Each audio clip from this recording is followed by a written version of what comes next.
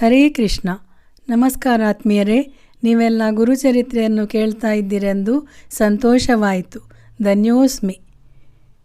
ಈ ಕಥೆಗಳಿಂದ ಮನಸ್ಸು ಹೆಚ್ಚು ಸಾಮರ್ಥ್ಯ ಪಡೆಯುತ್ತಿದೆ. ಆಯಾ ಅಧ್ಯಾಯಗಳ ಹೆಚ್ಚು ಪಾರಾಯಣ ಅಥವಾ ಶ್ರವಣದಿಂದ ಹೆಚ್ಚೆಚ್ಚು ಪುಣ್ಯವು ಲಭಿಸುವುದು. ಗುರು ಹಾಗೂ ದೇವರು ಹೆಚ್ಚು ಕೃಪೆ ಮಾಡುವರು ಹಾಗೂ ಮನೋರಥಗಳ ಸಿದ್ಧಿ ಅಂದರೆ ನಮ್ಮ ಬಯಕೆಗಳು ಬೇಗನೆ ಪೂರ್ಣವಾಗುತ್ತದೆ. ಈಗ 13ನೇ ಅಧ್ಯಾಯ ಪಾರಾಯಣ ಮಾಡ್ತಾರೆ. ಒಳ್ಳೆ ಆರೋಗ್ಯವು ಬೇಕಾದವರು ಈ ಅಧ್ಯಾಯವನ್ನು ಹೆಚ್ಚು ಹೆಚ್ಚು ಪಾರಾಯಣ ಅಥವಾ ಶ್ರವಣ ಮಾಡಬೇಕು. ಗುರುವಿನ ಕೃಪೆಗೆ 2ನೇ ಅಧ್ಯಾಯ ಪುನಃ ಶ್ರವಣ ಪಾರಾಯಣ ಮಾಡಬೇಕು. ಸಂತಾನ ಅಪೇಕ್ಷೆ ಉಳ್ಳವರು 20 ಹಾಗೂ 21ನೇ ಅಧ್ಯಾಯವನ್ನು ಓದಬೇಕು ಅಥವಾ ಕೇಳಬೇಕು. ಮುಂದಿನ ದಿನಗಳಲ್ಲಿ ಅದನ್ನು ನೀವು ಕೇಳಬಹುದು. ಕೇಳ್ತಾ ಇರಿ. ಹಾಗೆಯೇ ಒಂದು ಲೈಕ್ ಕೊಡಲು ಮರೆಯದಿರಿ. ಶ್ರೀದತ್ತ ಜಯದತ್ತ. ಧನ್ಯವಾದಗಳು. ನಮಸ್ಕಾರ. ರಾಧೆ ರಾಧೆ. ಜೈ ಶ್ರೀಕೃಷ್ಣ.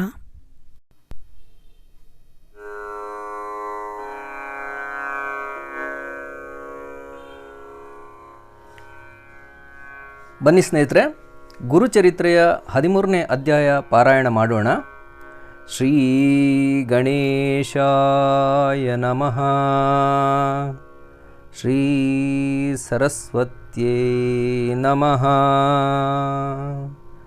ಶ್ರೀ ಗುರುಭ್ಯೋ ನಮಃ. ಶಿಷ್ಯ ಶಿರೋಮಣಿಯಾದ ನಾಮಧಾರಕನು ಸಿದ್ಧನ ಚರಣಗಳಿಗೆ ವಂದಿಸಿ ವಿನಂತಿಸುವನು. ಸ್ವಾಮಿ ಸಿದ್ಧಮುನಿಯೇ, ನಿನಗೆ ಜಯ ಜಯಕಾರವು. ನೀನು ಈ ಭವಸಮುದ್ರವನ್ನು ದಾಟಿಸುವ ನಾವಾಡಿಗನಾಗಿರುವೆ. ಗುಹ್ಯವಾಗಿರುವ ಜ್ಞಾನವನ್ನು ಪ್ರಕಾಶಗೊಳಿಸಿ ಬೋಧಿಸಿದಿ. ಅದರಿಂದ ಚಂಚಲವಾದ ನನ್ನ ಮನಸ್ಸು ಸ್ಥಿರವಾಯಿತು. ಗುರುಚರಿತ್ರೆಯ ಕಥಾಮೃತವನ್ನು ಸೇವಿಸಿದಂತೆ ನೀರಡಿಕೆ ಅಂದರೆ ಆಸೆಯು ಹೆಚ್ಚುತ್ತಲಿದೆ. ಕೃಪಾನಿಧಿಯಾದ ಗುರುವೇ, ನನ್ನ ಆಸೆ ಎಂಬ ನೀರಡಿಕೆಯನ್ನು ತಡೆಸಲು ಸಮರ್ಥನು ನೀನೊಬ್ಬನೇ ಆಗಿರುವಿ. ಗುರುಚರಿತ್ರೆಯು ಕಾಮಧೇನುವು. ನೀನು ಅದನ್ನು ನನಗೆ ವಿಸ್ತರಿಸಿ ಹೇಳಿದಿ. ಆದಾಗ್ಯೂ ನನ್ನ ಮನಸ್ಸು ತೃಪ್ತವಾಗಲಿಲ್ಲ. ಇನ್ನೂ ಅಪೇಕ್ಷೆಯಾಗುತ್ತಲಿದೆ. ಹಸಿವೆಯಿಂದ ಬಳಿದ ಆಕಳು ಹುಲ್ಲಿನ ಬಣವೆಯನ್ನು ಕಂಡರೆ ಅದಕ್ಕೆ ತೀರಾ ಮನೋಹರವೆನಿಸುವುದು. ಏನು ಮಾಡಿದಾಗ್ಯೂ ಅದು ಅಲ್ಲಿಂದ ಮರಳದು. ಕನಸಿನಲ್ಲಿ ಕೂಡ ಮಜ್ಜಿಗೆಯನ್ನು ಕಾಣದವನೊಬ್ಬನಿಗೆ ಹಾಲು ತುಂಬಿದ ದೊಡ್ಡದೊಂದು ಪಾತ್ರೆಯು ದೊರೆತಂತೆ ಅತೃಪ್ತವಾದ ಮನಸ್ಸಿನ ಮೂಲಕ ಅವನು ಆ ಸ್ಥಳದಿಂದ ಎಂದೂ ಕದಲಲಾರನು. ಅದರಂತೆ ಈಗ ನನ್ನ ಸ್ಥಿತಿಯಾಗಿದೆ. ನಾನು ಅಜ್ಞಾನಿಯು. ಗುರುವಿನ ನಿಜ ಸ್ವರೂಪವನ್ನು ತಿಳಿಯುತ್ತಿರಲಿಲ್ಲ. ಅವಿದ್ಯಾರೂಪವಾದ ಮಾಯೆಯಿಂದ ಮುಸುಕಿ ಕಷ್ಟಪಡುತ್ತಿದ್ದೆ ಸ್ವಾಮಿ. ಅಜ್ಞಾನವೆಂಬ ಕಗ್ಗತ್ತಲೆಯ ರಾತ್ರಿಗೆ ನೀನು ಜ್ಯೋತಿ ಸ್ವರೂಪನಾದೆ. ಶ್ರೀ ಗುರುವಿನ ನಿಜ ಸ್ವರೂಪವನ್ನು ನಮಗೆ ಪ್ರಕಾಶಗೊಳಿಸಿದಿ. ನಿನ್ನಿಂದಾದ ಉಪಕಾರಕ್ಕೆ ಅದಾವ ಪ್ರತ್ಯುಪಕಾರ ಮಾಡಿ ತೀರಿಸಬೇಕು.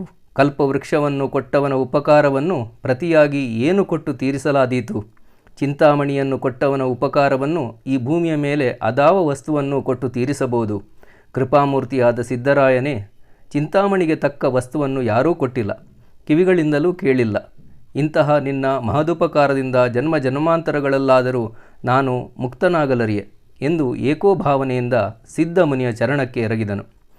ಸ್ವಾಮಿ, ನೀನು ನಮಗೆ ಧರ್ಮವೆಂಬ ಪುರುಷಾರ್ಥವನ್ನು ನಿರೂಪಿಸಿದಿ. ಅದರಿಂದ ನನಗೆ ನಿಜ ಸ್ವರೂಪದ ಲೋಭವೂ ಉಂಟಾಯಿತು. ನಿರಂತರವಾಗಿ ಗುರುವನ್ನು ಭಜಿಸಬೇಕೆಂಬ ಪರಮಾರ್ಥವು ಮನದಲ್ಲಿ ಅಂಕುರಿಸಿತು.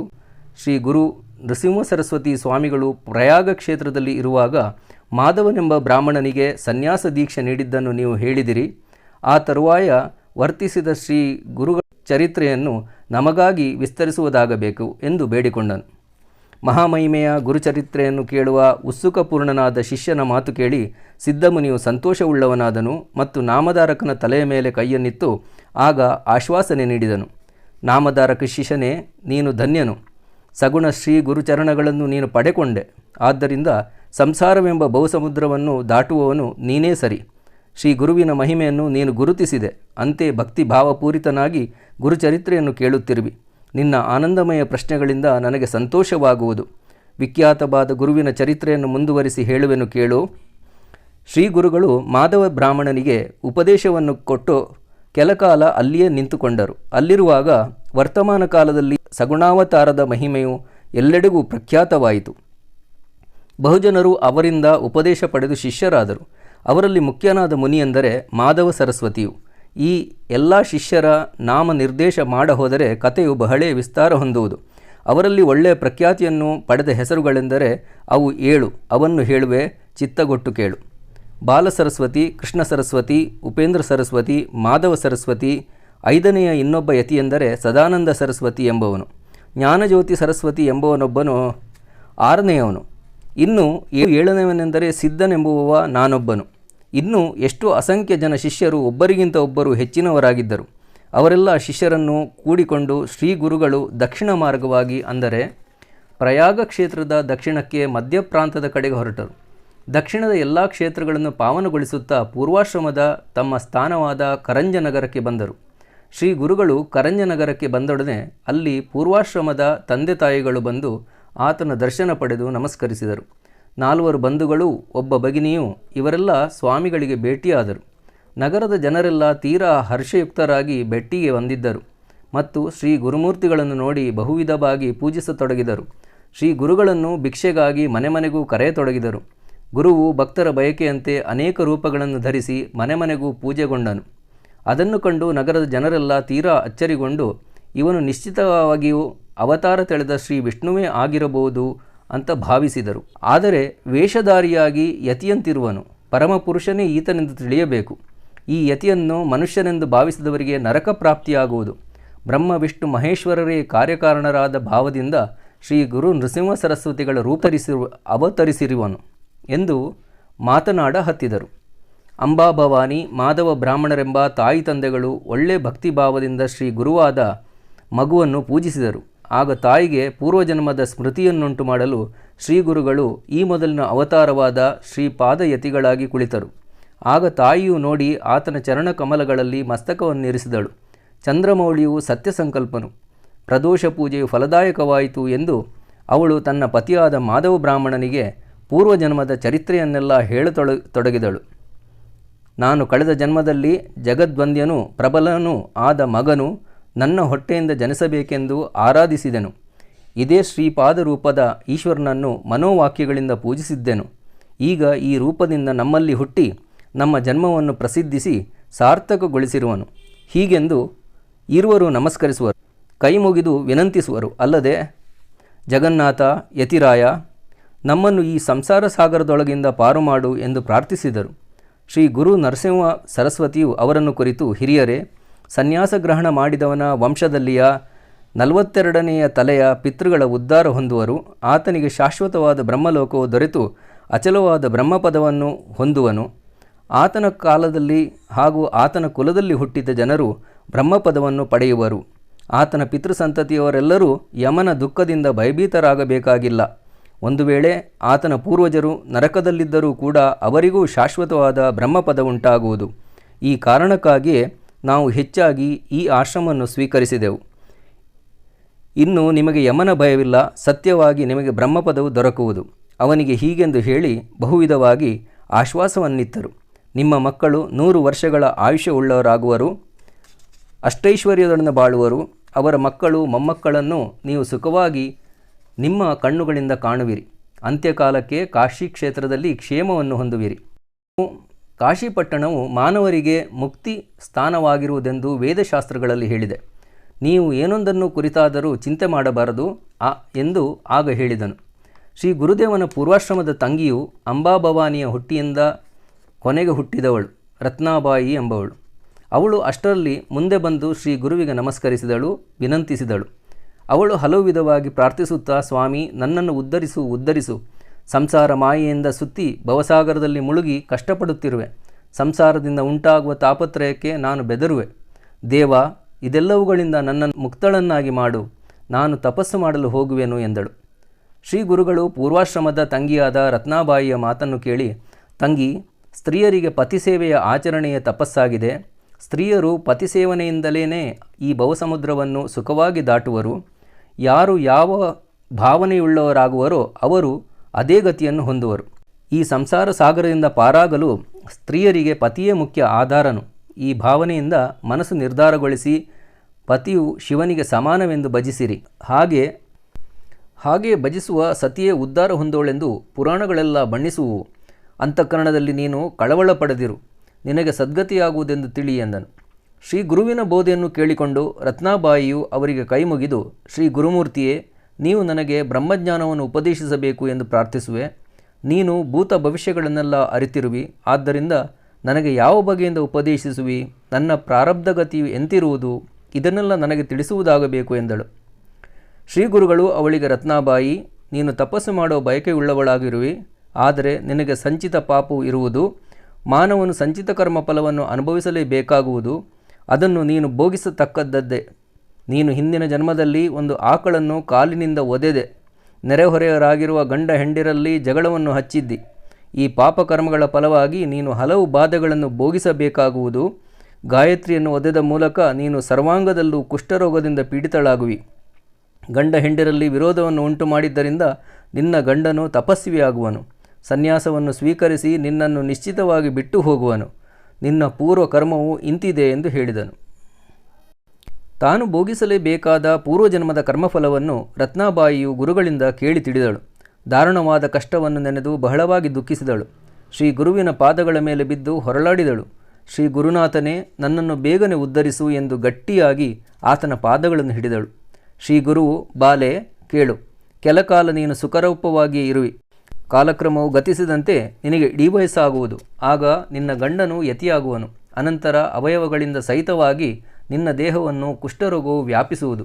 ಅದನ್ನು ನೀನು ನಿನ್ನ ವಯೋಮಾನವು ಮುಗಿಯುವವರೆಗೂ ಭೋಗಿಸಬೇಕಾಗುವುದು. ಅನಂತರ ಗತಿಯನ್ನು ಹೊಂದುವಿ. ನಿನ್ನ ದೇಹವು ನಷ್ಟವಾಗುವ ಸಮಯಕ್ಕೆ ನಿನಗೆ ನಮ್ಮ ಚರಣಗಳ ದರ್ಶನವಾಗುವುದು. ಆದುದರಿಂದ ನಿನ್ನ ಪಾಪಗಳೆಲ್ಲವೂ ಸುಟ್ಟು ಹೋಗುವು. ನಮ್ಮ ದರ್ಶನವು ಯಾವ ಕ್ಷೇತ್ರದಲ್ಲಾಗುವುದೆಂಬುದನ್ನು ಹೇಳುವೆ, ಕೇಳು. ದಕ್ಷಿಣ ಪ್ರದೇಶದಲ್ಲಿ ಭೀಮಾ ನದಿ ಎಂಬ ಒಂದು ನದಿಯುಂಟು. ಆ ನದಿಯ ಪ್ರದೇಶವೆಲ್ಲ ಪಾಪವನ್ನು ನಾಶಗೊಳಿಸುವ ಪವಿತ್ರ ತೀರ್ಥವಾಗಿದೆ. ನಿನಗೆ ಕೊನೆಯ ಅವಸ್ಥೆ ಉಂಟಾದಾಗ ನೀನು ತಪ್ಪದೆ ಅಲ್ಲಿಗೆ ಹೋಗು. ಈ ಭೂಮಂಡಲದಲ್ಲಿ ಅತಿ ಸಮರ್ಥವಾದ ತೀರ್ಥವಾದ್ದರಿಂದ ವಿಖ್ಯಾತವಾಗಿದೆ. ಅಲ್ಲಿ ಅಮರಜಾ ಸಂಗಮವೆಂಬುದು ಪ್ರಸಿದ್ಧವಾದುದು. ಆ ಸಂಗಮ ಸ್ಥಾನದಲ್ಲಿ ಗಂಧರ್ವಪುರ ಅಥವಾ ಗಾಣಗಾಪುರವೆಂಬುದು ಖ್ಯಾತಿಯನ್ನು ಪಡೆದಿದೆ. ಆ ಕ್ಷೇತ್ರಕ್ಕೆ ನೀನು ಹೋಗಿ ವಾಸಿಸು ಎಂದನು. ಶ್ರೀ ಗುರುಗಳು ದಕ್ಷಿಣ ಪ್ರದೇಶಕ್ಕೆ ಹೊರಟರು. ಕರಂಜನಗರದಿಂದ ಹೊರಟು ಮಾರ್ಗ ಕ್ರಮಿಸುತ್ತಾ ಗೌತಮ ನದಿಯು ಎಲ್ಲಿ ಉಗಮಗೊಂಡಿರುವುದೋ ಆ ತ್ರ್ಯಂಬಕ ಕ್ಷೇತ್ರಕ್ಕೆ ಬಂದರು. ಶಿಷ್ಯರೊಂದಿಗೆ ಶ್ರೀ ಗುರುಮೂರ್ತಿಗಳು ನಾಸಿಕ ಕ್ಷೇತ್ರಕ್ಕೆ ಬಂದು ಅಲ್ಲಿ ವಾಸವಾದರು. ಆ ತೀರ್ಥದ ಮಹಿಮೆ ಅಗಾಧವಾಗಿದೆ ಎಂಬುದು ಪುರಾಣಗಳಲ್ಲಿ ಪ್ರಸಿದ್ಧಿಯುಂಟು. ಆ ತೀರ್ಥ ಮಹಿಮೆಯನ್ನೆಲ್ಲ ಸಂಕ್ಷಿಪ್ತವಾಗಿ ಹೇಳುವೆ. ಆ ಗೋದಾವರಿ ನದಿಯ ಮಹಿಮೆಯಾದರೂ ಅಪಾರವಾಗಿದೆ. ಬ್ರಹ್ಮಾಂಡವನ್ನು ಸುತ್ತುಗಟ್ಟಿದ ಬಹಿರಾರ್ಣವ ಉದಕವೆಂದು ಹೆಸರಾಗಿದೆ. ಆ ತೀರ್ಥದಿಂದ ಹರಿದು ಬರುವ ಜಲವನ್ನು ತೀರ್ಥೇಶ್ವರನು ಪ್ರೀತಿಯಿಂದ ಜಟಾಮುಕಟದಲ್ಲಿ ಹಿಡಿಯುತ್ತಿದ್ದನು. ಅದನ್ನು ತಪ್ಪಿಸಿ ತಾವು ಗಂಗೋದಕದ ಲಾಭವನ್ನು ಹೊಂದಬೇಕೆಂದು ಎಲ್ಲ ಋಷಿಗಳೂ ಕೂಡಿ ಒಂದು ಉಪಾಯವನ್ನು ಯೋಚಿಸಿದರು. ಆ ಋಷಿಗಳಲ್ಲೆಲ್ಲ ಬ್ರಹ್ಮರ್ಷಿಯಾದ ಗೌತಮನು ದೊಡ್ಡ ತಪಸ್ವಿಯೆಂದೆನಿಸಿದ್ದನು. ಅವನು ತಾನು ಅನುಷ್ಠಾನ ಮಾಡುವ ಸ್ಥಳದಲ್ಲಿ ಹತ್ತಿರದ ಹೊಲದಲ್ಲಿ ಭತ್ತವನ್ನು ಬಿತ್ತಿದನು. ಮೊದಲಿನ ಋಷಿಮುನಿಗಳೆಲ್ಲರೂ ಮಹಾಪುಣ್ಯ ಪುರುಷರಾಗಿರುತ್ತಿದ್ದರು. ಅವರು ತಮ್ಮ ಅನುಷ್ಠಾನ ಮಾಡುವ ಸ್ಥಳದ ಹತ್ತಿರ ಭೂಮಿಯನ್ನು ಸಾಗುವಳಿ ಮಾಡುತ್ತಿದ್ದರು. ಅಲ್ಲಿ ಭತ್ತವನ್ನು ಬಿತ್ತುವರು. ನಿತ್ಯವೂ ತಮ್ಮ ಮಂತ್ರ ಸಾಮರ್ಥ್ಯದಿಂದ ಬೆಳೆಸಿ ಬೆಳೆಗಳನ್ನು ತೆಗೆದುಕೊಳ್ಳುತ್ತಿದ್ದರು. ಅಲ್ಲಿರುವ ಋಷಿಮುನಿಗಳೆಲ್ಲರೂ ಕೂಡಿ ತಮ್ಮೊಳಗೆ ವಿಚಾರ ಮಾಡಿದರು. ಋಷಿ ಗೌತಮನು ನಮ್ಮೆಲ್ಲರಲ್ಲಿಯೂ ಮಹಾಮುನಿಯಾಗಿರುವನು. ಸರ್ವೇಶ್ವರನ ಮುಖ್ಯ ದಾಸನೂ ಹೌದು. ನಾವೆಲ್ಲರೂ ಕೂಡಿ ಆತನಿಗೆ ಏನೊಂದು ಬಗೆಯ ಸಂಕಟವನ್ನುಂಟು ಮಾಡಬೇಕು. ಅದರಿಂದ ಆತನು ತನ್ನ ಗರಜಿಗಾಗಿ ಗಂಗೆಯನ್ನು ತಂದೇ ತೀರುವನು. ಅದರಿಂದ ಭೂಮಂಡಲದಲ್ಲಿ ನಮಗೆಲ್ಲ ಗಂಗೆಯ ಸ್ನಾನವು ಒದಗುವುದು. ಅಪಾರ ಪುಣ್ಯವು ಪ್ರಾಪ್ತವಾಗುವುದು. ಯಾ ಗತಿರ್ಯೋಗಯುಕ್ತಾನಾಂ ಮುನೀನಾಮೂರ್ಧ್ವಚೇತನಾಂ ಸಾ ಗತಿ ಸರ್ವಜಂತೂನಾಂ ಗೌತಮೀ ತೀರವಾಸಿನಾಂ. ಯೋಗಯುಕ್ತರಿಗೂ ಊರ್ಧ್ವರೇತಸ್ಸುಳ್ಳ ಮುನಿವರ್ಯರಿಗೂ ಯಾವ ಗತಿಯು ದೊರಕುವುದೋ ಅದೇ ಗತಿಯು ಗೌತಮಿ ಅಂದರೆ ಗೋದಾವರಿ ತೀರದಲ್ಲಿ ವಾಸಿಸುವ ಎಲ್ಲ ಪ್ರಾಣಿಗಳಿಗೂ ದೊರಕುವುದು. ಊರ್ಧ್ವರೇತ ಅಂದರೆ ಆ ಜನ್ಮ ಬ್ರಹ್ಮಚರ್ಯದಿಂದ ಇರುವ ಮುನೀಶ್ವರರಿಗೂ ಕೋಟಿ ವರ್ಷಗಳವರೆಗೆ ತಪಸ್ಸನ್ನಾಚರಿಸುವ ತಪಸ್ವಿಗಳಿಗೂ ಯಾವ ಗತಿ ಉಂಟಾಗುವುದೋ ಆ ಗತಿಯು ಕೇವಲ ಗೋದಾವರಿಯ ಸ್ನಾನ ಮಾತ್ರದಿಂದ ದೊರಕುವುದು. ಈ ಕಾರಣದಿಂದಾಗಿ ಒಳ್ಳೆ ಪ್ರಯತ್ನಪಟ್ಟು ಗೋದಾವರಿಯನ್ನು ಭೂಮಂಡಲಕ್ಕೆ ತರಬೇಕು. ಗೌತಮನಿಗೆ ಏನೊಂದು ವ್ಯಥೆಯನ್ನುಂಟು ಮಾಡಬೇಕು. ಅಂದರೆ ಅವನು ಗಂಗೆಯನ್ನು ತರುವನು, ನಮಗೆ ಲಾಭವಾಗುವುದು. ಹೀಗೆಂದು ಅವರೆಲ್ಲರೂ ಒಂದು ಕಠೋಪಾಯವನ್ನು ರಚಿಸಿದರು. ದರ್ಭಪತ್ರದಿಂದ ಒಂದು ಆಕಳನ್ನು ಅದಕ್ಕೊಂದು ಕರುವನ್ನು ನಿರ್ಮಿಸಿದರು. ಮಂತ್ರ ಪ್ರಭಾವದಿಂದ ಜೀವಕಳೆಯನ್ನು ತುಂಬಿದರು. ತರುವಾಯ ಅದನ್ನು ಗೌತಮ ಋಷಿಯ ಬಿತ್ತಿದ ಭತ್ತದ ಬೆಳೆಯ ಮೇಲೆ ಮೇಯಬಿಟ್ಟರು. ಆಕಳು ಕರುವಿನೊಂದಿಗೆ ಬೆಳೆಯನ್ನು ಮೇಯುತ್ತಿರುವಾಗ ಗೌತಮ ಋಷಿಯು ಅಲ್ಲಿಯೇ ಅನುಷ್ಠಾನ ಮಾಡುತ್ತಿದ್ದರು. ತಾನು ಕಷ್ಟಪಟ್ಟು ತಯಾರಿಸಿದ ಬೆಳೆಯನ್ನು ಆಕಳು ಕರುವಿನೊಂದಿಗೆ ಮೇಯುತ್ತಿರುವುದನ್ನು ನೋಡಿದರು. ಅದನ್ನು ಅಲ್ಲಿಂದ ಹೊಡೆದೋಡಿಸಲು ಕೂಡಲೇ ದರ್ಭಪತ್ರವನ್ನು ಎಸೆದರು. ಅದೇ ದರ್ಭಪತ್ರವು ಶಸ್ತ್ರವಾಗಿ ಪರಿಣಮಿಸಿತು. ಅದು ಪ್ರತಿ ವಜ್ರಾಸ್ತ್ರದಂತೆ ಆಕಳಿಗೆ ತಗುಲಿತು. ಅದರಿಂದ ಅದು ಕೂಡಲೇ ಮರಣ ಹೊಂದಿತು. ಈ ಕಾರಣದಿಂದಾಗಿ ಗೌತಮನಿಗೆ ಆಕಳನ್ನು ಕೊಂದ ದೋಷವು ತಗಲಿತು. ಆ ದೋಷದ ಪರಿಹಾರಕ್ಕಾಗಿ ಎಲ್ಲ ಋಷಿಗಳು ಕೂಡಿಕೊಂಡು ಪ್ರಾಯಶ್ಚಿತ್ತವನ್ನು ವಿಧಿಸಿದರು. ಅದೆಂದರೆ ಗಂಗೆಯನ್ನು ಭೂಮಂಡಲಕ್ಕೆ ತರಬೇಕು, ಅದರ ಹೊರತು ನಿಮಗೆ ಶುದ್ಧಿ ಇಲ್ಲ ಎಂದು. ಈ ನಿಮಿತ್ತವಾಗಿಯೇ ಗೌತಮನ ಋಷಿಯು ಸಾವಿರಾರು ವರ್ಷಗಳವರೆಗೂ ತಪಸ್ಸು ಮಾಡಿದನು. ಆಗ ವ್ಯೋಮಕೇಶಿ ಎನಿಸಿದ ಶಂಕರನು ಪ್ರಸನ್ನನಾದನು. ವರವನ್ನು ಬೇಡಿಕೋ ಎಂದು ಹೇಳಿದನು. ಆಗ ಗೌತಮನು, ಸರ್ವೇಶ್ವರನೇ, ನೀನು ನನಗೆ ಪ್ರಸನ್ನನಾಗಿ ವರವನ್ನು ನೀಡುತ್ತಿದ್ದರೆ ಈ ಚರಾಚರ ಜಗತ್ತಿನ ಉದ್ಧಾರಕ್ಕಾಗಿ ಭೂಮಂಡಲಕ್ಕೆ ಗಂಗೆಯನ್ನು ಕೊಡು ಎಂದು ಪ್ರಾರ್ಥಿಸಿದನು. ಗೌತಮನ ಪ್ರಾರ್ಥನೆಗಾಗಿ ಪರಮೇಶ್ವರನು ಭೂಮಂಡಲಕ್ಕೆ ಹೋಗೆಂದು ಗಂಗೆಗೆ ನೀರೋಪ ಕೊಟ್ಟನು. ಆಗ ಗೌತಮನು ಗಂಗೆಯನ್ನು ಭೂಮಂಡಲಕ್ಕೆ ತಂದನು. ಜನರ ಪಾಪಗಳನ್ನು ತೊಳೆಯುವುದಕ್ಕಾಗಿ ಅಂದಿನಿಂದ ಆ ಲೋಕಪಾಲನೆಯು ವೃದ್ಧ ಗಂಗೆ ಎಂದು ಗೌತಮಿ ಎಂದು ಹೆಸರನ್ನು ಪಡೆದು ಹರಿಯುತ್ತಿರುತ್ತಾಳೆ. ಇಂತಹ ಅಮಿತ ಮಹಿಮಳಾದ ಗಂಗಾ ಭಾರತಿಯನ್ನು ವರ್ಣಿಸಲು ಯಾರಿಗೆ ತಾನೇ ಸಾಧ್ಯ? ನಾಮಧಾರಕನೇ, ಕೇಳು. ಈ ಗಂಗೆಯ ಮಹಿಮೆಯನ್ನು ಅರಿತೇ ಶ್ರೀ ಗುರು ನೃಸಿಂಹ ಸರಸ್ವತಿ ಸ್ವಾಮಿಗಳು ಅಲ್ಲಿಗೆ ಬಂದರು. ಈ ಗೌತಮಿ ತಟಾಕ ಯಾತ್ರೆಯನ್ನು ಶ್ರೀ ಗುರುಗಳು ಆಚರಿಸಿ ಪವಿತ್ರಗೊಳಿಸಿದರು. ಅನಂತರ ಲೋಕಾನುಗ್ರಹಕ್ಕಾಗಿ ಭೂಸಂಚಾರಕ್ಕಾಗಿ ಮುಂದೆ ಸಾಗಿದರು. ಗೋದಾವರಿ ತೀರದ ಮೇಲಿನ ಯಾತ್ರೆಗಳನ್ನು ಅಥವಾ ಗೋದಾವರಿ ಪ್ರದಕ್ಷಿಣೆಯನ್ನು ಮಾಡುತ್ತಾ ಶ್ರೀ ಗುರುಗಳು ಮಂಜರಿಕಾ ಎಂಬ ಕ್ಷೇತ್ರಕ್ಕೆ ಬಂದರು. ಅಲ್ಲಿ ಮಾಧವಾರಣ್ಯ ಎಂಬ ಹೆಸರಿನಿಂದ ಪ್ರಖ್ಯಾತಿ ಪಡೆದ ಒಬ್ಬ ಮುನಿಯೂ ಇದ್ದನು. ಅವನು ಶ್ರೀ ನೃಸಿಂಹಮೂರ್ತಿಯನ್ನು ಕುರಿತು ಯಾವಾಗಲೂ ಮಾನಸ ಪೂಜೆ ಮಾಡುವನು. ಶ್ರೀ ಗುರುನಾಥನು ಅಲ್ಲಿಗೆ ಬಂದೊಡನೆ ಆತನ ಧ್ಯಾನಕ್ಕನುರೂಪವಾಗಿ ಮೂರ್ತಿವೆತ್ತು ದರ್ಶನವಿತ್ತನು. ಆ ಮುನಿಯು ಭಕ್ತಿ ವಿಸ್ಮಯಗಳಿಂದ ಗುರುನಾಥನಿಗೆ ನಮಸ್ಕರಿಸಿದನು ಮತ್ತು ಒಳ್ಳೆಯ ಭಕ್ತಿಯಿಂದ ಬಹುವಿಧವಾಗಿ ಸ್ತೋತ್ರ ಮಾಡಿದನು. ಯದ್ದಿವ್ಯಪಾದದ್ವಯಮೇವ ಸಾಕ್ಷಾತ್ ಅಧಿಷ್ಠಿತಂ ದೇವನದೀ ಸಮೀಪೆ ಯ ಉತ್ತರ ತೀರ ನಿವಾಸಿ ರಾಮೋ ಲಕ್ಷ್ಮೀಪತಿಸ್ತ್ವಂ ನಿವಸ್ಸಂಸ ನಿತ್ಯಂ. ಗೋದಾವರಿಯ ಸನ್ನಿಧಿಯಲ್ಲಿ ಯಾವಾತನ ದಿವ್ಯವಾದ ಚರಣದ್ವಯವು ಸ್ಥಿರವಾಗಿದೆಯೋ ಮತ್ತು ಆ ನದಿಯ ಉತ್ತರದಲ್ಲಿರುವ ಸ್ಥಾನದಲ್ಲಿ ಯಾವಾಗಲೂ ವಾಸಿಸುವನೋ ಅಂತಹ ರಾಮನೆಂಬ ಹೆಸರಿನ ಲಕ್ಷ್ಮೀಪತಿಯು ನೀನೇ ಆಗಿರುವಿ. ಈ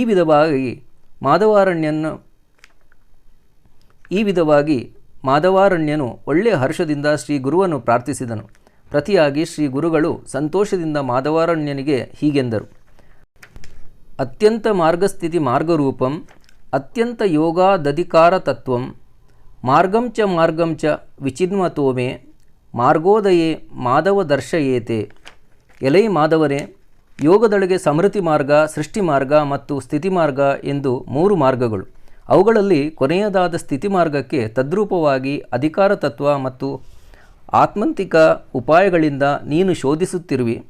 ಅಂತಹ ನಿನಗೆ ನಾನು ನಿನ್ನ ನಿಜವಾದ ಅಭ್ಯುದಯಕಾರಿಯಾದ ಮಾರ್ಗವನ್ನು ತೋರುವೆನು. ಹೀಗೆಂದು ಗುರುಗಳು ಒಳ್ಳೆ ಹರ್ಷದಿಂದ ಆತನಿಗೆ ಆಶ್ವಾಸವನ್ನಿತ್ತರು. ಅಲ್ಲದೆ ಆತನಿಗೆ ತಮ್ಮ ನಿಜಸ್ವರೂಪವನ್ನು ತೋರಿಸಿದರು. ಮಾಧವಾರಣ್ಯ ಮುನಿಯು ಶ್ರೀ ಗುರುವಿನ ಸ್ವರೂಪವನ್ನು ಕಂಡು ಸಂತೋಷ ಹೊಂದಿದನು. ಕೈ ಮುಗಿದು ಹಲವು ಬಗೆಯಾಗಿ ಸ್ತುತಿಸುತ್ತಾ ಪ್ರಾರ್ಥಿಸತೊಡಗಿದನು. ಜಗದ್ಗುರುವೇ, ನಿನಗೆ ಜಯ ಜಯಕಾರವಿರಲಿ. ಪರಮಪುರುಷನೇ, ಜಗತ್ತಿಗೆ ಜ್ಯೋತಿ ಸ್ವರೂಪನಾಗಿರುವವನೇ, ನೀನು ತ್ರಯಮೂರ್ತಿಯ ಅವತಾರವಾದವನಾಗಿಯೂ ಜನರಿಗೆ ಸಾಮಾನ್ಯವಾದ ನರರೂಪದಿಂದ ತೋರುವಿ. ನೀನು ವಿಶ್ವದ ಉದ್ಧಾರಕನು, ಅದಕ್ಕಾಗಿಯೇ ಭೂಮಿಯ ಮೇಲೆ ಅವತರಿಸಿರುವೆ. ನಮಗೆ ನಿನ್ನ ಚರಣಗಳ ದರ್ಶನವನ್ನು ಕೊಟ್ಟೆ, ನಮ್ಮನ್ನು ಕೃತಾರ್ಥಗೊಳಿಸಿದೆ. ಮಾಧವಾರಣ್ಯನು ಈ ವಿಧವಾಗಿ ಶ್ರೀ ಗುರುಗಳ ಸ್ತೋತ್ರವನ್ನು ಮಾಡುತ್ತಾನೆ. ಅದರಿಂದ ಶ್ರೀ ಗುರುವು ಸಂತೋಷ ಹೊಂದುತ್ತಾನೆ. ಒಳ್ಳೆಯ ಹರ್ಷದಿಂದ ಆಗ ಅವನಿಗೆ ಆಶ್ವಾಸನೆ ನೀಡುತ್ತಾನೆ. ಶ್ರೀ ಗುರುಗಳು ಆತನಿಗೆ, ನಿನ್ನ ಮಂತ್ರಕ್ಕೆ ಸಿದ್ಧಿಯುಂಟಾಯಿತು. ಇನ್ನು ನಿನಗೆ ನಿಶ್ಚಿತವಾಗಿ ಸದ್ಗತಿಯುಂಟಾಗುವುದು, ಬ್ರಹ್ಮಲೋಕವು ದೊರಕುವುದು. ನೀನು ನಿತ್ಯವೂ ಮನಸ್ಸಿನಲ್ಲಿ ಶ್ರೀ ನೃಸಿಂಹಮೂರ್ತಿಯನ್ನು ಪೂಜಿಸುವಿ. ಇನ್ನು ಆತನು ಪ್ರತ್ಯಕ್ಷ ದರ್ಶನ ಕೊಡುವನು. ಈ ಬಗ್ಗೆ ಮನದಲ್ಲಿ ಸಂಶಯ ಮಾಡಿಕೊಳ್ಳಬೇಡ ಎಂದು ಮಾಧವಾರಣ್ಯನಿಗೆ ಹೇಳಿ ಶ್ರೀ ಗುರುವು ಅಲ್ಲಿಂದ ಹೊರಟರು. ಗಂಗಾ ನದಿ ತೀರದಲ್ಲಿ ಮಹಾಕ್ಷೇತ್ರವೆನಿಸಿದ ವ್ಯಾಸರ ಬ್ರಹ್ಮೇಶ್ವರಕ್ಕೆ ಬಂದರು. ಅಲ್ಲಿ ತಮ್ಮ ಎಲ್ಲ ಶಿಷ್ಯರೊಡನೆ ಗಂಗಾ ನದಿಯಲ್ಲಿ ಸ್ನಾನ ಮಾಡುತ್ತಿರಲು ಬ್ರಾಹ್ಮಣನೊಬ್ಬನು ಅಲ್ಲಿಗೆ ಬಂದನು. ಅವನು ಹೊಟ್ಟೆಶೂಲೆಯಿಂದ ಬಹಳೇ ದುಃಖಿತನಾಗಿ ಗಂಗೆಯ ದಡದಲ್ಲಿ ಉರುಳಾಡ ಹತ್ತಿದನು. ಆ ಬಾಧೆಯನ್ನು ತಾಳಲಾರದೆ ಗಂಗೆಯಲ್ಲಿ ಮುಳುಗಿ ಪ್ರಾಣ ನೀಗುವುದಾಗಿ ಅಲ್ಲಿಗೇ ಬಂದಿದ್ದನು. ಹೆಚ್ಚಾದ ಹೊಟ್ಟೆಶೂಲೆಯ ವ್ಯಥೆಯಿಂದ ಅವನು ದಿನಾಲೂ ಉಪವಾಸ ಮಾಡುತ್ತಿದ್ದನು. ಊಟ ಮಾಡಿದರೆ ಪ್ರಾಣಾಂತಿಕ ದುಃಖವಾಗುತ್ತಿತ್ತು, ಸಂಕಟವಾಗುತ್ತಿತ್ತು. ಈ ಕಾರಣದ ಮೂಲಕ ಆ ಬ್ರಾಹ್ಮಣನು ಯಾವಾಗಲೂ ಫಲಹಾರವನ್ನು ಮಾಡುತ್ತಿದ್ದ. ಊಟವು ಆತನಿಗೆ ವೈರಿಯಾಗಿ ಕುಳಿತಿತ್ತು. ಉಂಡೊಡನೆ ಪ್ರಾಣಾಂತ ಸಮಯವೇ ಒದಗುವುದು. ತಿಂಗಳು 15 ದಿನಕ್ಕೊಮ್ಮೆ ಊಟ ಮಾಡಿದರೆ ಸಾಕು. ಆತನ ಹೊಟ್ಟೆಯಲ್ಲಿ ಒಮ್ಮೆಲೆ ಕಟುತರವಾದ ಶೂಲೆಯುಂಟಾಗುತ್ತಿತ್ತು. ಹೀಗೆ ಎಷ್ಟೋ ದಿನಗಳಿಂದ ಆ ಬ್ರಾಹ್ಮಣನು ಕಷ್ಟಪಡುತ್ತಿದ್ದನು. ಮುನ್ನಾ ದಿನ ಆ ಗ್ರಾಮದಲ್ಲಿ ಮಹಾನವಮಿಯ ಹಬ್ಬವು ಬಂದಿತು. ಯಥೇಚ್ಛವಾಗಿ ಮೃಷ್ಟಾನ್ನವನ್ನು ಉಂಡನು. ಅದರಿಂದಾಗಿ 1 ತಿಂಗಳು ಉಪವಾಸವಿದ್ದು ಪಾರಣೆ ಮಾಡಿದನು. ಬಹಳ ಅನ್ನವನ್ನು ಉಂಡನು. ಅದರಿಂದ ಹೊಟ್ಟೆ ನೋಯುತ್ತಿತ್ತು. ಆ ನೋವು ತಾಳಲಾರದೆ ಗಂಗೆಯ ದಂಡೆಗೆ ಬಂದು ಅಲ್ಲೇ ಉರುಳಾಡ ಹತ್ತಿದನು. ಬೇಗನೆ ಪ್ರಾಣವನ್ನು ನೀಗಬೇಕೆಂಬ ಹವಣಿಕೆಯಲ್ಲಿದ್ದನು. ಬ್ರಾಹ್ಮಣನು ಹೇಳತೀರದಷ್ಟು ದುಃಖಿತನಾಗಿದ್ದನು. ಗಂಗೆಯಲ್ಲಿ ಶರೀರವನ್ನು ತ್ಯಜಿಸುವೆನು, ಪಾಪರೂಪದ ಫಲವನ್ನು ಭೋಗಿಸುತ್ತಾ ಕಾಲ ಕಳೆಯುವ ಈ ಸಂಸಾರವು ನನಗೆ ಇನ್ನು ಮುಂದೆ ಬೇಡ. ಅನ್ನವೇ ಪ್ರಾಣವು, ಅನ್ನವೇ ಜೀವನವು. ಅನ್ನವಿಲ್ಲದೆ ಅದಾವನು ಬದುಕಬಲ್ಲನು. ನನಗೆ ಅನ್ನವು ವೈರಿಯಾದಂತಾಯಿತು. ಹೀಗಾದ ಮೇಲೆ ಇನ್ನು ನನಗೆ ಮರಣವೇ ಲೇಸು. ಹೀಗೆಂದು ಮನದಲ್ಲಿ ನಿರ್ಧಾರ ಮಾಡಿಕೊಂಡು ಗಂಗಾ ಪ್ರವೇಶ ಮಾಡುವೆ ಎಂದು ಹೊಟ್ಟೆಗೆ ಒಂದು ಕಲ್ಲು ಕಟ್ಟಿಕೊಂಡನು ಮತ್ತು ಗಂಗೆಯ ಆಳವಾದ ಪ್ರವಾಹಕ್ಕೆ ನಡೆದನು. ಮನದಲ್ಲಿ ಕರ್ಪೂರ ಗೌರನಾದ ಈಶ್ವರನನ್ನು ಸ್ಮರಿಸಿದನು. ನಾನು ಭೂಮಿಗೆ ಭಾರನಾಗಿ ಜನಿಸಿದೆ. ಪರೋಪಕಾರವೇನನ್ನೂ ಮಾಡಲಿಲ್ಲ. ಅನ್ನದಾನ ಮೊದಲಾದವುಗಳನ್ನು ಕೂಡ ಮಾಡಲಿಲ್ಲ. ಈ ಜನ್ಮದಲ್ಲಿ ಯಾವ ಪುಣ್ಯಕರ್ಮವೂ ನನ್ನಿಂದ ಘಟಿಸಲಿಲ್ಲ. ಜನ್ಮಾಂತರದಲ್ಲಿ ಮೊದಲು ಮಾಡಿದ 100 ಕರ್ಮಫಲಗಳು ತೋರುತ್ತಲಿವೆ. ಅಂತೆ ಈ ಕಷ್ಟವನ್ನು ಭೋಗಿಸುತ್ತಲಿದ್ದೇನೆ. ನಾನು ಹಿಂದಿನ ಜನ್ಮಗಳಲ್ಲಿ ಬ್ರಾಹ್ಮಣರಿಗೆ ದೊರಕಬಹುದಾದ ಆಹಾರವನ್ನು ಕಸಿದುಕೊಂಡಿರಬಹುದು, ಅಥವಾ ಅನ್ಯರ ಗೋಧನವನ್ನು ಹರಣ ಮಾಡಿರಬಹುದು. ಅಲ್ಲದೆ ಅನ್ಯರು ನಮ್ಮಲ್ಲಿಟ್ಟ ವಿಶ್ವಾಸವನ್ನು ಘಾಸಿಗೊಳಿಸಿರಬಹುದು. ಅಂತೆ ಈ ಭೋಗವನ್ನು ಭೋಗಿಸುತ್ತಲಿರುವೆ. ಈಶ್ವರನ ಪೂಜೆಯನ್ನು ಅರ್ಧಕ್ಕೆ ನಿಲ್ಲಿಸಿರಬಹುದು, ಅಥವಾ ಗುರುವನ್ನು ನಿಂದಿಸಿರಬಹುದು. ತಾಯಿ ತಂದೆಗಳ ಆಜ್ಞೆಯನ್ನು ಅಲ್ಲಗಳೆದಿರಬಹುದು. ಅಂತೆ ಈ ಕಷ್ಟವನ್ನು ಭೋಗಿಸುತ್ತಾ ಇದ್ದೇನೆ. ಅಥವಾ ನಾನು ಪೂರ್ವಜನ್ಮದಲ್ಲಿ ದ್ವಿಜರು ಬಂದಾಗ ಅವರನ್ನು ಅವಮಾನಗೊಳಿಸಿರಬಹುದು. ಅತಿಥಿಯು ಬಂದಾಗ ಅನ್ನವನ್ನು ವೈಶ್ವದೇವ ಸಮಯಕ್ಕೆ ಹಾಕದೇ ಇರಬಹುದು, ಅಥವಾ ವಧೂವರರನ್ನು ಕೊಂದಿರಬಹುದು. ದನಗಳು ಮೇಯುವ ಅಡವಿಗೆ ಕೊಳ್ಳೆಯನ್ನು ಕಟ್ಟಿರಬಹುದು. ಜನ್ಮದಾತೃಗಳಾದ ತಾಯಿ ತಂದೆಗಳನ್ನು ಒಂದೆಡೆಗೆ ಬಿಟ್ಟು ಹೆಂಡತಿಯನ್ನು ಕಟ್ಟಿಕೊಂಡು ಬೇರೆಯಾಗಿ ಇದ್ದಿರಬಹುದು. ತಾಯಿ ತಂದೆಗಳನ್ನು ಬಿಟ್ಟು ನಾನು ಸುಖದಿಂದ ಉಂಡುಕೊಂಡಿರಬಹುದು. ಪೂರ್ವಕರ್ಮದ ಫಲದಿಂದ ನಾನು ಆ ಕಷ್ಟಗಳನ್ನು ಭೋಗಿಸುತ್ತಲಿರುವೆ. ಹೀಗೆ ತನ್ನಿಂದ ಅದಾವ ಪಾಪಕರ್ಮಗಳಾಗಿರಬಹುದೆಂದು ನೆನೆಯುತ್ತಾ ಬ್ರಾಹ್ಮಣನು ಗಂಗೆಯ ಆಳವಾದ ನೀರಿಗೆ ಹತ್ತಿದನು. ಆಗ ಶ್ರೀ ಗುರುನಾಥನು ಅವನನ್ನು ನೋಡಿ ಆ ಬ್ರಾಹ್ಮಣನನ್ನು ಕರೆಯಿರಿ ಎಂದು ಶಿಷ್ಯರಿಗೆ ಹೇಳಿದರು. ಮತ್ತು ತನ್ನಿ ಆ ಬ್ರಾಹ್ಮಣನನ್ನು ಕರೆತನ್ನಿ. ಸುಖದಿಂದ ಪ್ರಾಣವನ್ನೇಕೆ ತ್ಯಜಿಸುವನು? ಆತ್ಮಹತ್ಯೆಯು ಮಹಾದೋಷವು. ಅವನು ಯಾರು ಆತ್ಮಹತ್ಯೆಗಾಗಿ ಅದೇಕೆ ಯತ್ನಿಸುವನು ಕೇಳೋಣ ಎಂದು ಅಪ್ಪಣೆ ಕೊಡಿಸಿದನು. ಶ್ರೀ ಗುರುಗಳ ವಚನವನ್ನು ಕೇಳಿದೊಡನೆ ಶಿಷ್ಯರು ಧಾವಿಸಿ ಹೋದರು. ಆ ಬ್ರಾಹ್ಮಣನನ್ನು ಎಳೆತಂದು ಶ್ರೀ ಗುರುವಿನ ಎದುರಿಗೆ ನಿಲ್ಲಿಸಿದರು.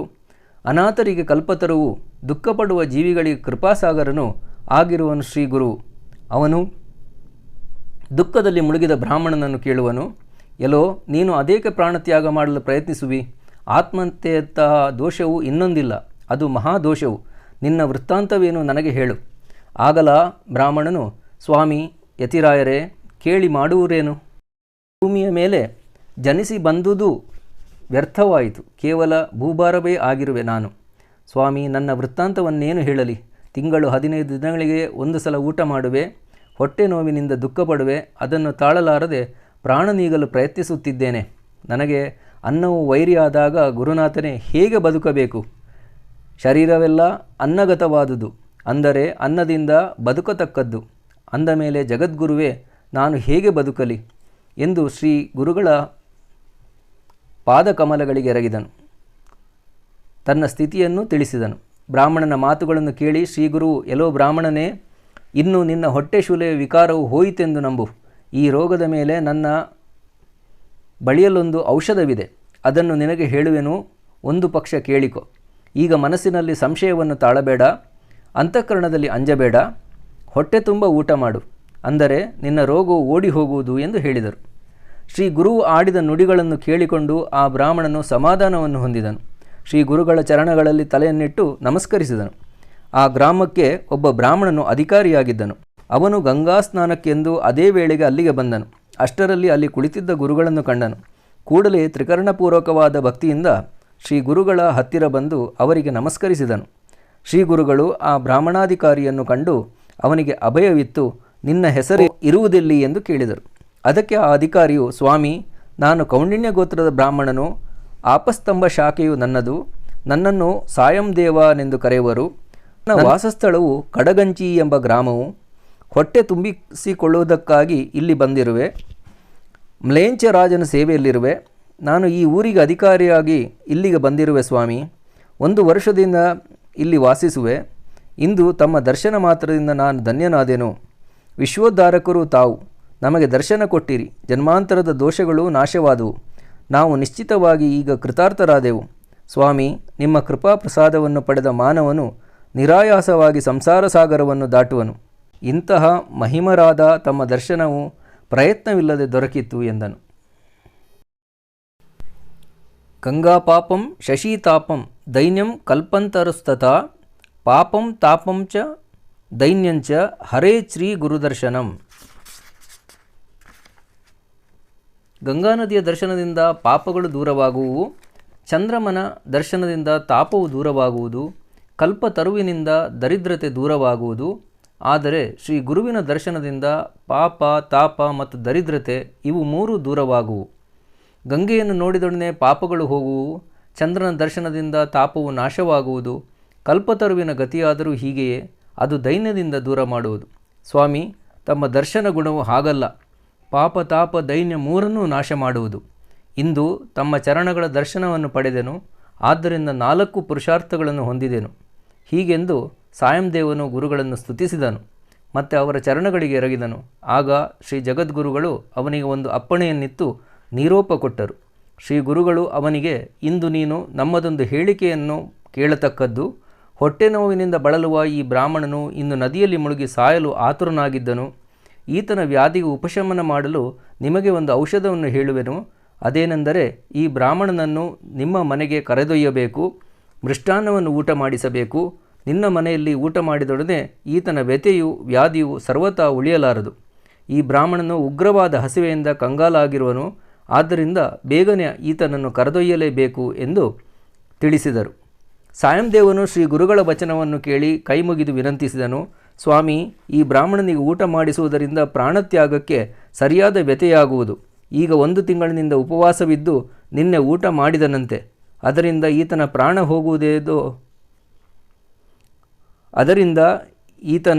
ಪ್ರಾಣ ಹೋಗುವುದೋ ಉಳಿಯುವುದೋ ಎಂಬಂತಾಗಿದೆ. ಇನ್ನು ಊಟಕ್ಕೆ ಹಾಕುವುದರಿಂದ ಕೂಡಲೇ ನಮಗೆ ಬ್ರಹ್ಮಹತ್ಯೆಯ ದೋಷವೂ ತಟ್ಟೀತು ಎಂದು ನುಡಿದನು. ಶ್ರೀ ಗುರುಗಳು ಸಾಯಂದೇವನಿಗೆ ಉದ್ದಿನ ವಡೆ ಮೊದಲಾದ ಕರಿದ ಪದಾರ್ಥಗಳಲ್ಲಿಯೂ ಹಾಲಿನಿಂದ ಸಿದ್ಧಪಡಿಸಿದ ಪಾಯಸದಲ್ಲಿಯೂ ನಾವು ಈತನಿಗೆ ಔಷಧ ಕೊಡುವೆವು. ಅನ್ನವನ್ನು ಉಂಡೊಡನೆ ವ್ಯಾಧಿಯು ದೂರವಾಗುವುದು. ನೀನು ಮನದಲ್ಲಿ ಸಂಶಯ ಹಿಡಿಯಬೇಡ. ಇವನ್ನು ಬೇಗನೆ ನಿನ್ನ ಮನೆಗೆ ಕರೆದೊಯ್ಯು ಎಂದನು. ಆಗ ಸಾಯಂದೇವನು ಗುರುಗಳ ವಾಕ್ಯವನ್ನು ಅಂಗೀಕರಿಸಿದನು. ಅವರ ಪಾದಗಳ ಮೇಲೆ ಹಣೆಯಿಟ್ಟನು ಮತ್ತು ಸ್ವಾಮಿ, ತಾವು ಭಿಕ್ಷೆಗಾಗಿ ನನ್ನ ಮನೆಗೆ ದಯಮಾಡಿಸಬೇಕು ಎಂದು ಕರುಣಾತಿಶಯದಿಂದ ಬೇಡಿಕೊಂಡನು. ನಾಮಧಾರಕ, ಈ ವಿಧವಾಗಿ ಸಾಯಂದೇವನು ಗುರುಗಳಿಗೆ ಆಮಂತ್ರಿಸಿದ ಕೂಡಲೇ ಅವರು ಅದಕ್ಕೆ ಒಪ್ಪಿಕೊಂಡರು ಮತ್ತು ಆತನಿಗೆ ಕೂಡಲೇ ನೀರೋಪ ಕೊಟ್ಟರು. ಶಿಷ್ಯೋತ್ತಮನೇ, ಅದನ್ನು ಹೇಳುವೆ ಕೇಳು ಎಂದು ಸಿದ್ಧನು ಹೇಳಿದನು. ನಾವು ಆಗ ಎಲ್ಲ ಶಿಷ್ಯರೊಂದಿಗೆ ಅಲ್ಲಿ ಇದ್ದೆವು. ಹೊಟ್ಟೆ ಶೂಲೆಯ ಬ್ರಾಹ್ಮಣನನ್ನು ಸಂಗಡ ಕರೆದುಕೊಂಡು ಶ್ರೀ ಗುರುಗಳ ಭಿಕ್ಷೆಗೆ ಹೋದೆವು. ಇನ್ನು ಆ ಸಾಯಂದೇವನ ಮನೆಯಲ್ಲಿ ನಡೆದ ಸಮಾಚಾರವನ್ನು ಕೇಳು. ಆ ಸಾಯಂದೇವನ ಮನೆಯಲ್ಲಿ ನಡೆದುದೆಲ್ಲವೂ ವಿಚಿತ್ರವಾಗಿತ್ತು. ಅವನು ಹಲವು ಪ್ರಕಾರದಿಂದ ಎಲ್ಲವನ್ನೂ ಪೂಜಿಸಿದನು. ಆ ಸಾಯಂದೇವನ ಹೆಂಡತಿಯೇ ಜಾಕಾಯಿ ಎಂಬ ಹೆಸರಿನವಳು. ಪತಿವ್ರತೆಯರಲ್ಲಿ ಮಿಗಿಲಾದವಳು. ಅವಳು ಶ್ರೀ ಗುರುಗಳನ್ನು ಷೋಡಶ ಉಪಚಾರಗಳಿಂದ ಪೂಜಿಸಿದಳು ಮತ್ತು ಅದೇ ಬಗೆಯಾಗಿ ಶಿಷ್ಯರಾದ ನಮ್ಮೆಲ್ಲರನ್ನೂ ವಂದಿಸಿದಳು. ಶ್ರೀ ಗುರುಪೂಜೆಯ ವಿಧಾನವು ತೀರಾ ವಿಚಿತ್ರವಾಗಿತ್ತು. ಕೆಲವು ಬಣ್ಣದ ಮಂಡಲಗಳನ್ನು ಪ್ರತಿಯೊಬ್ಬರಿಗೂ ಬೇರೆ ಬೇರೆಯಾಗಿ ಮಾಡಿದ್ದಳು ಮತ್ತು ಅವಳು 8 ದಳಗಳ ಪದ್ಮಗಳನ್ನು ರಚಿಸಿದ್ದಳು. ಅವುಗಳಲ್ಲಿ ಹಲವು ಬಣ್ಣದ ರಂಗವಲ್ಲಿಯನ್ನು ತುಂಬಿದ್ದಳು ಮತ್ತು ಪಂಚರಂಗಿ ಚಿತ್ರಮಾಲಿಕೆಯನ್ನು ರಚಿಸಿದ್ದಳು. ಶ್ರೀ ಗುರುಗಳಿಗೆ ಚಿತ್ರವಿಚಿತ್ರವಾದ ಆಸನವನ್ನು ಮಂಡಿಸಿದ್ದಳು. ಅದರಂತೆಯೇ ಎಲ್ಲರಿಗೂ ಮಾಡಿದಳು. ಮಂಡಲಗಳನ್ನು ಗಂಧ, ಅಕ್ಷತೆ, ಪುಷ್ಪಗಳಿಂದ ಪೂಜಿಸಿದರು. ವಿಧಿಪೂರ್ವಕವಾಗಿ ಸಂಕಲ್ಪ ಮಾಡಿದರು. ಅಷ್ಟಾಂಗದೊಡನೆ ನಮಸ್ಕರಿಸಿದರು. ಚರಣಗಳಲ್ಲಿ ಹಣೆಯನ್ನು ಇಟ್ಟರು. ಶ್ರೀ ಗುರುಗಳ ಪಾದಗಳನ್ನು ತಮ್ಮ ಮೈತುಂಬೆಲ್ಲ ಅಂದರೆ ಅಷ್ಟಾಂಗಕ್ಕೆ ಮುಟ್ಟಿಸಿಕೊಂಡರು. ಪಂಚಾಮೃತ ಮತ್ತು ರುದ್ರಸೂಕ್ತ ಮಂತ್ರಗಳಿಂದ ಸಹಿತವಾಗಿ ಷೋಡಶೋಪಚಾರಗಳಿಂದ ಚರಣಗಳನ್ನು ಪೂಜಿಸಿದರು. ಒಳ್ಳೆಯ ಹರ್ಷದಿಂದ 16 ಪ್ರಕಾರವಾಗಿ ಶ್ರೀ ಗುರುಗಳ ಚರಣಗಳನ್ನು ಪೂಜಿಸಿದ ಮೇಲೆ ಚರಣತೀರ್ಥವನ್ನು ಹಿಡಿದರು. ಆ ಬ್ರಾಹ್ಮಣರ ಜ್ಞಾನವು ಅದೆಂತಹುದೋ ಆ ಚರಣತೀರ್ಥವನ್ನು ಒಳ್ಳೆಯ ಭಕ್ತಿಯಿಂದ ಪೂಜಿಸಿದರು. ಗೀತವಾದ್ಯಗಳೊಡನೆ ಆರತಿ ಮಹಾನೀರಾಂಜನಗಳನ್ನು ಬೆಳಗಿದರು. ವಿದ್ಯುಕ್ತ ರೀತಿಯಿಂದ ಅನುಕ್ರಮವಾಗಿ ಸಾಯಂ ದೇವನು ಶ್ರೀ ಗುರುಗಳ ಪೂಜೆ ಮಾಡಿದನು. ಅನಂತರ ಮತ್ತೆ ಭಕ್ತಿಪೂರ್ವಕವಾಗಿ ಷೋಡಶೋಪಚಾರದಿಂದ ಪೂಜೆ ಮಾಡಲಾಯಿತು. ಶ್ರೀ ಗುರುವಿಗೆ ಹಲವು ವಿಧವಾಗಿ ಹಲವು ಬಗೆಯ ಆರತಿಗಳನ್ನು ಬೆಳಗಿದರು. ಅತಿಭಕ್ತಿಯಿಂದ ಮಂತ್ರಘೋಷದೊಡನೆ ಮಂತ್ರ ಪುಷ್ಪಾಂಜಲಿಗಳನ್ನು ಸಮರ್ಪಿಸಿದರು. ಪತಿವ್ರತೆಯಾದ ಸಾಯಂ ದೇವನ ಹೆಂಡತಿಯು ಹಲವು ವಿಧದಿಂದ ಗುರುಸ್ತೋತ್ರಗಳನ್ನು ಹಾಡಿದಳು. ಇರುವರು ಪ್ರೀತಿಯಿಂದ ನಮಸ್ಕರಿಸಿ ಪೂಜೆಯನ್ನು ಮಾಡಿದರು. ಈ ವಿಧವಾಗಿ ಶ್ರೀ ಗುರುಗಳ ಪೂಜೆಯು ಯಥಾಸಾಂಗವಾಗಿ ನೆರವೇರಿತು. ಅದೇ ವಿಧವಾಗಿ ಎಲ್ಲ ಶಿಷ್ಯರನ್ನು ಪೂಜಿಸಲಾಯಿತು ಮತ್ತು ನಮ್ಮೆಲ್ಲರನ್ನು ವಂದಿಸಲಾಯಿತು. ಹೀಗೆ ಸಾಯಂ ದೇವ ಬ್ರಾಹ್ಮಣನ ಮನೆಯಲ್ಲಿ ನಡೆದ ಪೂಜೆಗಳಿಂದ ಶ್ರೀಗಳು ಹರ್ಷಭರಿತರಾದರು. ಒಳ್ಳೆ ಪ್ರೀತಿಯಿಂದ ವರವನ್ನು ದಯಪಾಲಿಸಿದರು. ಸಾಯಂ ದೇವ, ನಿನ್ನ ಸಂತತಿಯು ಎಲ್ಲೆಡೆಗೂ ಪ್ರಖ್ಯಾತಿಯನ್ನು ಪಡೆಯುವುದು. ನಿನ್ನ ವಂಶದಲ್ಲಿ ಗುರುಭಕ್ತಿಯು ನಿರಂತರ ವಂಶ ಪರಂಪರೆಯಾಗಿ ಸಾಗುವುದು. ನೀನು ಗುರುವಿನ ಬಯಕೆಯನ್ನು ಗುರುಸೇವೆಯ ರೀತಿಯನ್ನು ಚೆನ್ನಾಗಿ ಅರಿತಿರುವಿ. ಇದು ವಂಶ ಪರಂಪರೆಯಿಂದ ಬೆಳೆಯುತ್ತಾ ಹೋಗುವುದು. ಈ ವಿಧವಾಗಿ ಗುರುಭಕ್ತಿಯಿಂದ ಮಕ್ಕಳು ಮೊಮ್ಮಕ್ಕಳೊಡನೆ ಹರ್ಷಯುಕ್ತವಾಗಿ ಬಾಳುವಿ. ಹೀಗೆಂದು ನುಡಿದು ಗುರುಗಳು ಒಳ್ಳೆಯ ಹರ್ಷದಿಂದ ಸಾಯಂ ದೇವನ ಕುಟುಂಬವನ್ನು ಆಶೀರ್ವದಿಸಿದರು. ಇದಾದ ಬಳಿಕ ಶ್ರೀ ಗುರುಗಳನ್ನು ನಮಸ್ಕರಿಸಿ ಸಾಯಂ ದೇವನು ಎಲ್ಲರಿಗೂ ಎಲೆಗಳನ್ನು ಹಾಕಿದನು. ಹಲವು ಬಗೆಯ ಪಕ್ವಾನ್ನಗಳನ್ನು, ಉದ್ದಿನ ವಡೆ ಮೊದಲಾದ ಕರೆದ ಪದಾರ್ಥಗಳನ್ನು, 8 ಪ್ರಕಾರದ ಪಾಯಸ ಪಕ್ವಾನ್ನಗಳನ್ನು ಸಕ್ಕರೆ ಸಹಿತವಾಗಿ ಬಡಿಸಿದನು. ಇವಲ್ಲದೆ ಹಲವು ಥರದ ಶಾಖಪಾಕಗಳನ್ನು ಬಡಿಸಿದನು. ಶ್ರೀ ಗುರುಮೂರ್ತಿಗಳು ಒಳ್ಳೆಯ ಪ್ರೀತಿಯಿಂದ ಊಟ ಮಾಡಿದರು. ನಾಮಧಾರಕ, ಅಂದು ಹೊಟ್ಟೆ ಶೂಲೆಯುಳ್ಳ ಬ್ರಾಹ್ಮಣನು ಗುರುಗಳೊಡನೆ ಊಟ ಮಾಡಿದನೆಂದು ಬೇರೆ ಹೇಳುವ ಅಗತ್ಯವಿಲ್ಲ. ಅಂದಿನ ಸಮಾರಂಭಕ್ಕೆ ಅವನೇ ಮುಖ್ಯ ಕಾರಣನು. ಹಲವು ಬಗೆಯ ಪದಾರ್ಥಗಳನ್ನೆಲ್ಲ ಮನಪೂರ್ವಕವಾಗಿ ಹೊಟ್ಟೆ ತುಂಬ ಊಟ ಮಾಡಿದನು. ಶ್ರೀ ಗುರುಗಳ ಕೃಪಾದೃಷ್ಟಿಯಿಂದ ತಕ್ಷಣವೇ ಆತನ ಮಾರಣಾಂತಿಕ ವ್ಯಾಧಿಯು ಇಲ್ಲದಂತಾಯಿತು. ಪರಿಸಗಲ್ಲು ಕಬ್ಬಿಣಕ್ಕೆ ತಾಗಿದರೆ ಆ ಕಬ್ಬಿಣವು ಬಂಗಾರವಾಗುವುದು. ಅದರಂತೆ ಶ್ರೀ ಗುರುವಿನ ದರ್ಶನದಿಂದ ಆ ಬ್ರಾಹ್ಮಣನ ರೋಗವು ಉಳಿಯುವುದೆಂತು? ಸೂರ್ಯನು ಉದಯಿಸಿದೊಡನೆ ಕತ್ತಲೆಯು ಹರಿದು ಹೋಗುವುದು. ಅದರಂತೆ ಶ್ರೀ ಗುರುವಿನ ಕೃಪೆಯಾದ ಮೇಲೆ ಶಿಷ್ಯನ ಮನೆಯಲ್ಲಿ ದೈನ್ಯವು ಉಳಿಯುವುದೆಂತು? ಈ ಪ್ರಕಾರ ಶ್ರೀ ಗುರುಗಳು ತಮ್ಮ ಶಿಷ್ಯನೊಡನೆ ಸಾಯಂ ದೇವನ ಮನೆಯಲ್ಲಿ ಊಟ ಮಾಡಿದರು. ಅದರಿಂದ ಅಲ್ಲಿ ಬಹಳ ಆನಂದ ಉಂಟಾಯಿತು. ಅದನ್ನು ಕಂಡು ಎಲ್ಲರೂ ಅಚ್ಚರಿಗೊಂಡರು. ಬ್ರಾಹ್ಮಣನಿಗೆ ಅನ್ನವು ವೈರಿಯಾಗಿತ್ತು. ಅದೇ ಅನ್ನವು ಈಗ ಔಷಧಿಯಾಯಿತು. ಆತನ ವ್ಯಾಧಿಯು ಪೂರ್ಣ ನಾಶವಾಯಿತು. ಅದಕ್ಕಾಗಿ ಎಲ್ಲರಿಗೂ ಹೇಳತೀರದಷ್ಟು ಸೋಜಿಗವೆನಿಸಿತು. ಅದೇ ರೀತಿ ಸಿದ್ಧನು ಹೇಳುತ್ತಾನೆ, ನಾಮಧಾರಕ, ಯಾವನ ಮೇಲೆ ಶ್ರೀ ಗುರುವಿನ ಕೃಪೆಯುಂಟಾಗುವುದೋ ಆತನ ಜನ್ಮಾಂತರ ದೋಷಗಳು ನಾಶವಾಗುವು. ಅಂದ ಮೇಲೆ ಆತನ ಮೈಯಲ್ಲಿ ಬೇನೆ ಉಳಿಯುವುದೆಂತು? ಗಂಗಾಧರನ ಮಗನಾದ ಸರಸ್ವತಿಯು ಗುರುಚರಿತ್ರೆಯನ್ನು ವಿಸ್ತಾರಪೂರ್ವಕವಾಗಿ ಹೇಳುವನು. ಅದು ಆ ಚರಿತ್ರೆಯು ಕಾಮಧೇನುವಾಗಿದೆ. ಶ್ರೋತೃಗಳೆಲ್ಲರೂ ಒಮ್ಮನದಿಂದ ಕೇಳಬೇಕು. ಯಾರು ಇದನ್ನು ಭಕ್ತಿಯಿಂದ ಕೇಳುವರೋ ಅವರ ಮನೆಯಲ್ಲಿ ಯಾವ ಬಗೆಯ ವ್ಯಾಧಿಯೂ ಉಳಿಯಲಾರದು. ಅವರು ಎಲ್ಲ ಬಗೆಯ ಸೌಖ್ಯವನ್ನು ಹೊಂದುವರು. ಈ ಮಾತು ಸತ್ಯವು ಮತ್ತು ಸತ್ಯವು ಎಂದು ಹೇಳುವನು. ಇತಿ ಶ್ರೀ ಗುರುಚರಿತಾಮೃತೆ ಪರಮಕಥಾ ಕಲ್ಪತರೌ ಶ್ರೀ ನರಸಿಂಹ ಸರಸ್ವತ್ಯುಪಾಖ್ಯಾನೆ ಸಿದ್ಧನಾಮಧಾರಕ ಸಂವಾದೆ ಕರಂಜನಗರಾಭಿಗಮನಂ ತಥಾ ವಿಪ್ರೋದರವ್ಯಾರ್ಥ ನಿರಸನಂ ನಾಮ ತ್ರಯೋದಶೋಧ್ಯಾಯಃ. ಸ್ನೇಹಿತರೆ, ಇದುವರೆಗೂ ಶ್ರೀ ಗುರುಚರಿತ್ರೆಯ 13ನೇ ಅಧ್ಯಾಯವನ್ನು ನೀವು ಆಲಿಸಿದಿರಿ ಹಾಗೂ ನೋಡಿದಿರಿ. ಇನ್ನು ಮುಂದಿನ ಅಧ್ಯಾಯವನ್ನು ಮುಂದಿನ ವಿಡಿಯೋಗಳಲ್ಲಿ ವೀಕ್ಷಿಸಬಹುದು. ಕಲ್ಯಾಣಿ ಹಿಡನ್ ವೈಬ್ನ ಎಲ್ಲ ವಿಡಿಯೋಗಳನ್ನು ಲೈಕ್ ಮಾಡಿ, ಶೇರ್ ಮಾಡಿ ಹಾಗೂ ಸಬ್ಸ್ಕ್ರೈಬ್ ಮಾಡಿದವರು ಸಬ್ಸ್ಕ್ರೈಬ್ ಮಾಡಿ. ಧನ್ಯವಾದಗಳು. ನಮಸ್ಕಾರ.